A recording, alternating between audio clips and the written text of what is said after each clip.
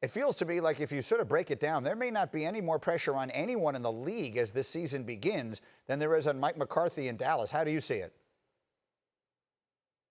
Well, listen, I totally agree because really the main talking point about the Dallas Cowboys was Jason Garrett. Jason Garrett was basically the fall guy as to why the Cowboys didn't do better under his tenure as the head coach. Now you bring in a Super Bowl winning head coach in Mike McCarthy. They have all the pieces. They have the quarterback. They have the line. They have all the personnel necessary to make a run. So there's immense pressure on Mike McCarthy, even in his first year, to make the Dallas Cowboys a Super Bowl contending team.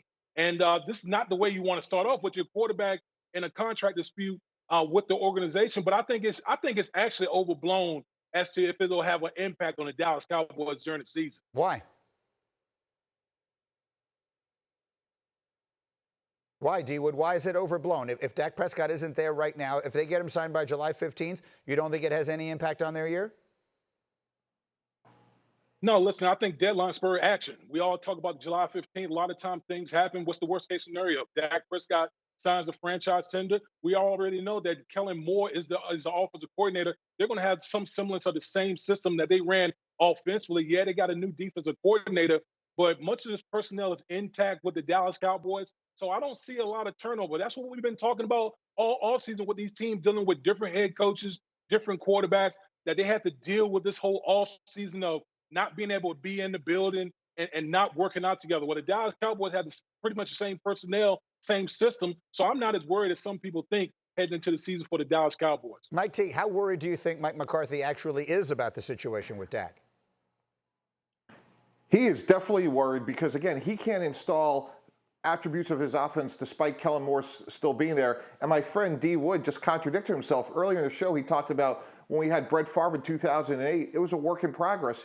And the Dallas Cowboy offense is going to be a work in progress until Dak shows up. And I know the virtual offseason is different than the real thing, but talking to coaches around the league, it has been productive. And when Mike McCarthy goes into these virtual meetings and sees Andy Dalton and he sees Amari Cooper and now CeeDee Lamb, and not to see your starting quarterback, it's deflating. And although Andy Dalton is a market upgrade over Cooper Rush, it's still not the best quarterback they have. So I know they're concerned there. And after July 15th, they could really be on a one-year deal with Dak Prescott. Nick, let me talk to you a little bit. I know how much you love Dak Prescott, but let's put that aside for the moment. It felt like the narrative on the Cowboys was they took a step back this offseason with some of the things that happened. Then they drafted CeeDee Lamb, and the world made them a Super Bowl team. The Cowboys, the allure of that start just continues, I think, to sort of pull us back in all the time. Are the Cowboys, is there reason to believe they're going to be better this year than they were last year?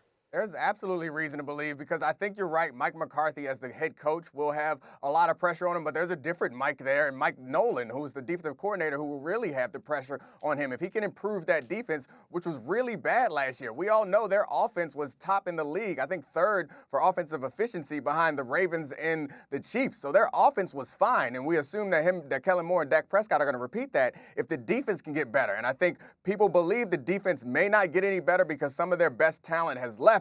But their best talent left off a defense that was bad. So maybe Mike Nolan's addition can change this defense, put them back on the right path, and the offense can be somewhere close to what they were last year. That's why I believe in them to potentially win that division. That's going to be tight. I won't be surprised, obviously, if the Eagles win. I'd be shocked if either of the other two teams win. But I think the division will be tight, and I'm hoping that Mike Nolan can put them over the top on the defensive side. D. Wood, quickly, Eagles or Cowboys in the East? Who you got?